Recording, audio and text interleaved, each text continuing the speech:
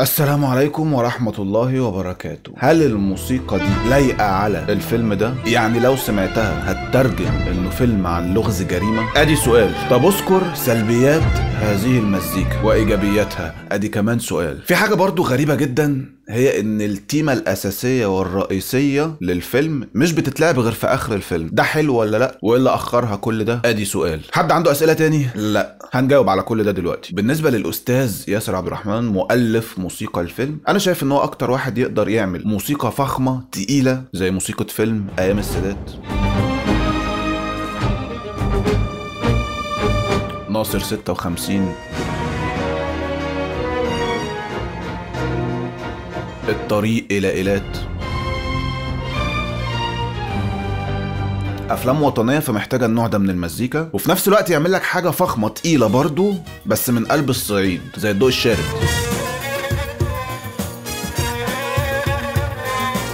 مختلفة تماما. ازاي نفس الشخص عمل كده؟ مختلفين قوي وشبه بعض برضه. طب ما ده شيء غريب. اعتقد المفتاح لده هو آلته الموسيقية اللي بيلعبها اللي هي الكمانجا، لانها من اكتر الآلات اللي بتطلع مزيكا غربي جدا وفي نفس الوقت تقدر تلعب عليها مزيكا شرقي جدا، مش زي العود والناي والقانون مثلا شرقي، او زي الساكسفون والجيتارات غربي. الكمانجا فيها الاتنين بنفس القوة تقريبا، فهو استغل واتقن ده جدا. فيسمعك مثلا ده من مسلسل المال والبنون،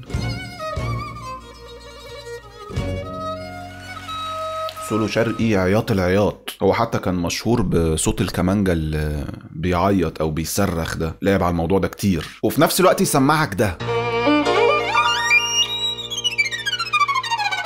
غربي جدا، يوديك الناحية التانية خالص من تراك ليه اسمه الحلم. فبقى عنده رينج كبير للإبداع الموسيقي، غير كمان ان مزيكته بتفخم الحوار جدا، تحسسك ان الموضوع كبير قوي. خصوصا بقى اتقانه للكمانجا ساعده ان هو يستخدم الوتريات اللي هي الكمانجات طول الوقت بشكل عبقري، اللي هو الصوت ده. فده خلى الموضوع فخم اكتر ما هو فخم اصلا، لان الوتريات هي مجموعه من الكمانجات مع التشيلو، حاجه جماعيه يعني، فبتعلي وبتقل الموضوع. ده خلاه ليه خلطه وشخصيه مميزه جدا. تسمع تقول ده ياسر، ايه ده يعني مكرر؟ وانا لما اسمع اقول هو ده يبقى مكرر هزهق، اقول لك لا مش مكرر. ما تفهمش بقى ازاي بيعملها ان هو يبقى مميز بس مش مكرر. وطبعا لما مزيكته تبقى فخمه ومميزه ده يخلي شخصيته قويه، او شخصيه مزيكته قويه.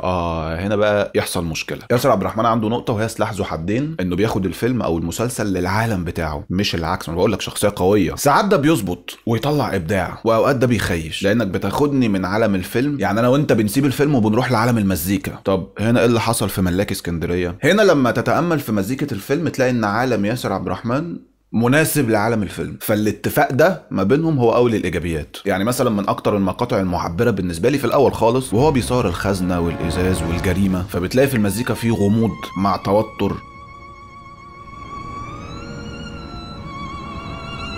هوب بعده حزن، هوب بعده خطفك وقال لك ملاك اسكندريه. فالمزيكا ساعدت في انها تعرفك انك داخل على كل الاحاسيس دي جوه الفيلم، غموض حزن جريمه. والفيلم لما بيبدا بتلاقي الموسيقى جزء اساسي وبطل معاك اغلب الوقت، خصوصا بقى في مشاهد معينه هي اللي هقف عندها. الموسيقى فيها بطل جدا، فبالتسلسل كده نقول المشاهد من القوي للاقوى. فنيجي هنا مثلا هو الفنان خالد زكي عايز يتجوز الفنانه غادة عادل، فالمفروض ان هي بتقول هي نفسها البنت اللي زيي بتفضل عايشه سنين على امل ان واحد زي حسين يطلب ايدها.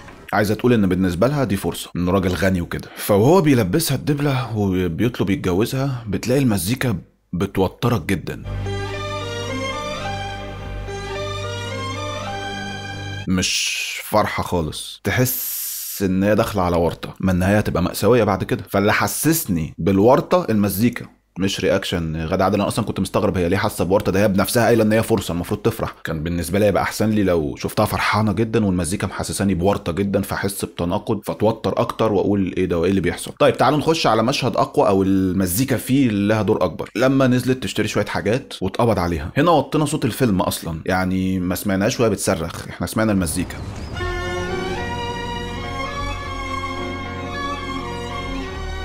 فكرني هنا بقى بالاستاذ نور الشريف الفنان العظيم، لما كان بيحكي بيقول انه لما بيبقى في مشهد فيه صريخ ايا كان سبب الصريخ، اوقات صوت الصريخ ده بيبقى مزعج، لان في ناس كتير بتأفور في الصريخ، بتفتكر انها شطاره مسابقه مين يعلي صوته اكتر، فده ممكن يزعج المتفرج فيزيكالي، يزعج له ودنه بعيدا عن دراما المشهد اصلا. فكان بيقول انه الافضل يعني انك توطي صوت الفيلم وتعلي صوت المزيكا، فالمزيكا الحزينه دي شغلتها انها توصل لك المشاعر بدون بقى دوشه ووجع دماغ. فلولا الاستاذ نور الشريف حكى الموضوع ده كان ممكن ما اخدش بالي قوي من دور المزيكا في مشاهد زي دي. نخش على مشهد اقوى برضو من المشاهد اللي المزيكا فيها بطل بعد الحكم في المحكمه، المزيكا بتعلى، مزيكا انتصار ودراما، عياط من الفرحه. الوتريات هنا عظيمه ماليه، فده مناسب مع الصوره اللي مليانه ناس جوه المحكمه، وبرده صوت الفيلم كان اوقات بيوطى علشان نسمع المزيكا على الصوره اللي قدامنا. كان الموضوع ملعوب حلو لدرجه ان المزيكا مع احداث الفيلم حسستني ان الموضوع انتهى لحد كده والفيلم خلص. ما خلاص في ايه تاني اكتر من كده؟ نهايه زي الفل اهي. تلاقي لا لسه ما خلصش، ودي عبقريه الموضوع سواء في الفيلم او في المزيكا، انك تفتكر ان الفيلم خلص وهتاخد بعضك وتمشي وتلاقي لسه جدا. فنيجي بقى لاقوى جزء في المزيكا في الاخر، لما بنكتشف الخدعه اللي اتخدعها الفنان احمد عز وهو بيتصدم في اقرب الاشخاص ليه، مراته وصديقه، فبينزل مزيكا جديده اقوى من اللي فات كله. ده هي دي مزيكه الفيلم. امال اللي فات ده كان ايه؟ مزيكه ايه؟ كنا بنسخن كل ده معقول؟ فبتلاقي موسيقى قويه من دخلتها تحس بقوتها.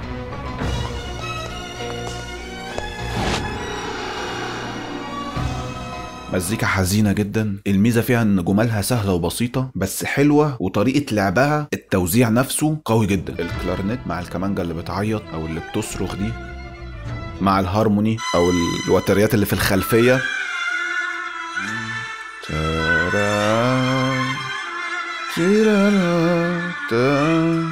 والوتريات لما بتدخل ومعاها في الخلفية صوت بشري كده مش باين قوي بس مزود الغموض.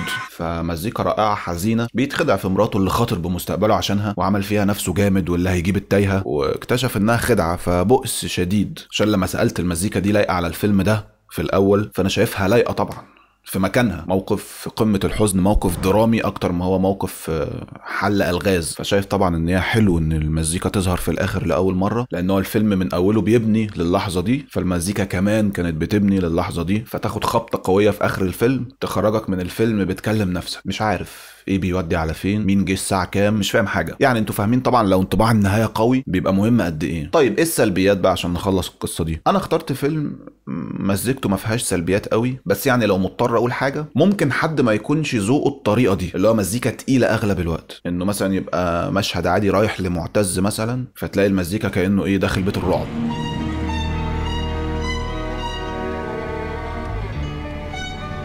فيقول لك في ايه يا جماعه؟ مش كده. المطاردات برضو ساعات بتلاقي المزيكا بتعلى منك زي هنا،